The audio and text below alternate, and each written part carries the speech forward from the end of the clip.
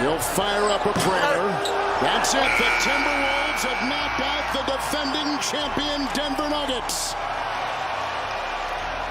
They are advancing to the Western Conference Finals for the first time in 20 years. Most fans, NBA analysts, and the media had the Denver Nuggets winning the championship going into the season. Not everyone, but most. While they may not have been favored to win the title based on the preseason title odds coming out of Vegas, and despite teams like the Bucks landing Damian Lillard, the Celtics adding Porzingis and Drew Holiday, the Suns adding Bradley Beal, you never count out the champs, who more or less ran through the competition on their way to a title last season.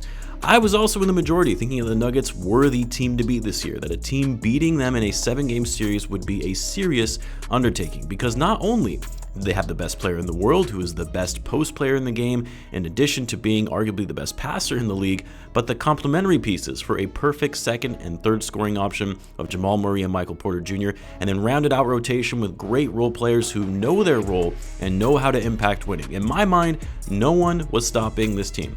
No one would have an answer for Nikola Jokic until the Minnesota Timberwolves came along as the Denver Nuggets kryptonite, a team that was so well prepared, well put together for just this moment and going head to head with the champs, a team I personally had my doubts about going into the season and being a viable contender, because not only did they come out firing on all cylinders to begin this series, winning the first two in Denver, but even in the face of adversity where the Nuggets would come back to take a 3-2 series lead and everything looked all but over, they kept fighting and managed to win the final 2 games, finishing off the defending champs after being down by 20 points on the road.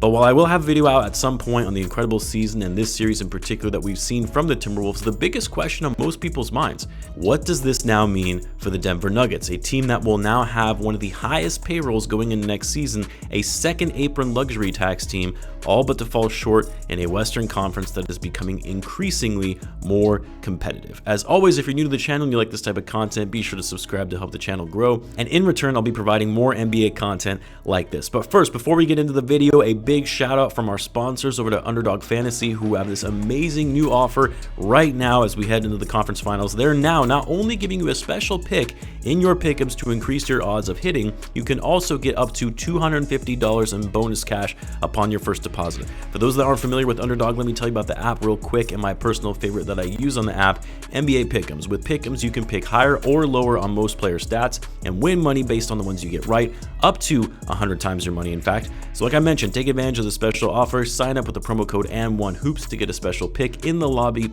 and up to $250 in bonus cash on your first deposit. I'll leave a link to the site and the code in the description. Now, I'm sure the Nuggets losing a series like this on their own home court in a Game 7, this coming after losing in embarrassing fashion, getting blown out by 45 points in Game 6, is going to produce all kinds of reactionary, prisoner of the moment kind of takes, like how the Nuggets are on the hot seat now before Jokic starts getting upset and looks to go elsewhere.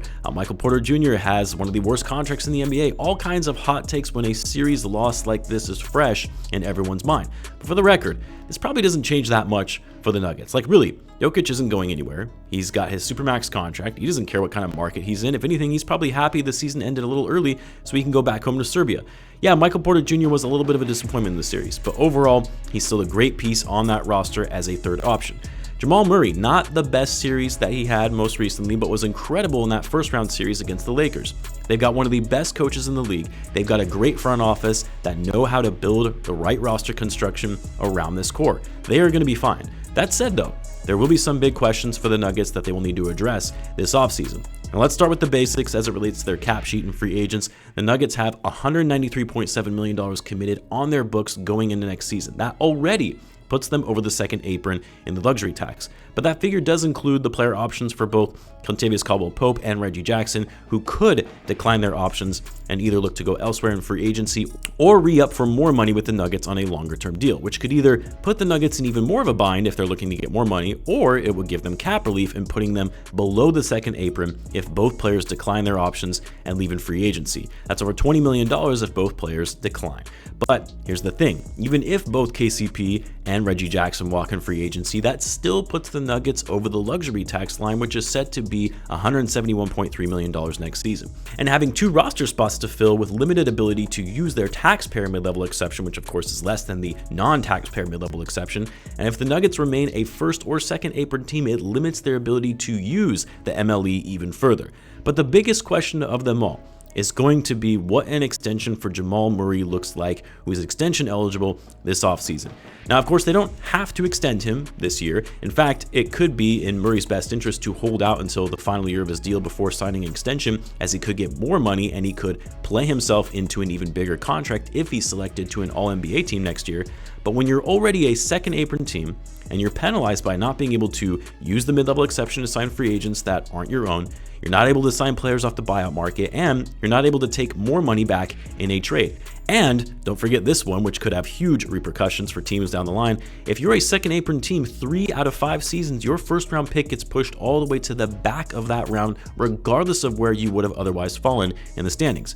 But if you're the Nuggets, you have to pay up for Jamal Murray, because he's been the backbone of this team. He's a player that's been with your organization since they drafted him back in 2016. And it's not like they can just let Murray go to free up cap space. They would still be an over the cap team and won't be able to sign a free agent off the market for equal value. So keeping Murray is the priority. Just depends on whether they extend him this offseason or next offseason before he hits unrestricted free agency. For the Nuggets, I think the bigger question they need to be asking themselves in a harsh reality after this series loss against the Timberwolves is, what do they want to do with some of their younger players that they've recently drafted? And that also includes whoever they end up selecting with the 28th pick in the draft. Because right now, the Nuggets have this weird sort of 2 timelines thing going on. Not as bad as the Warriors' attempt at having 2 timelines, but they've got their current core of Jokic, Murray, Michael Porter Jr., and Aaron Gordon, all players in the peak of their prime, all in their mid to late 20s, and all 4 of them taking up the bulk of their payroll as their highest paid players. Then, of course, they've got their veterans who aren't going to be part of their long-term plan, but serve important roles like KCP, Reggie Jackson, Justin Holiday.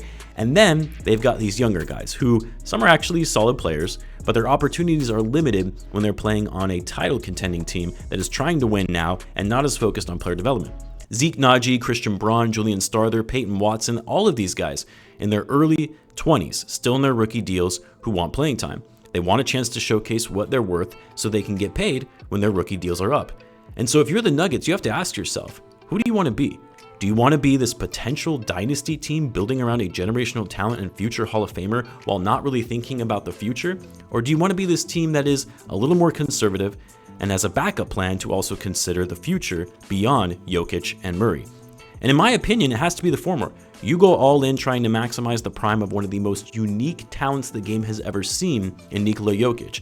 You already have the pieces in place to complement his skills in Murray, Michael Porter Jr., Aaron Gordon.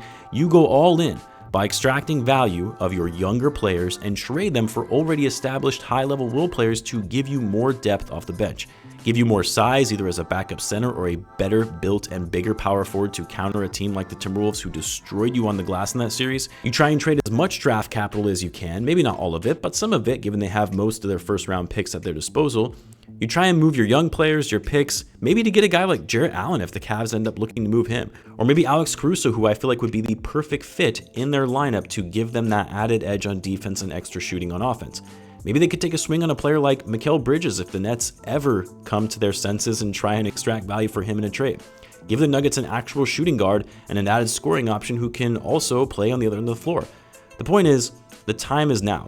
This is your window and opportunity to win multiple championships, something that doesn't come around very often. And a loss in the second round is actually a good wake-up call for this franchise to be more aggressive and start acting now while you've got your stars in their prime and not in their mid-30s in near retirement. I would love to hear what you guys think though. Let me know in the comments. As always, be sure to subscribe, and I'll see you in the next one.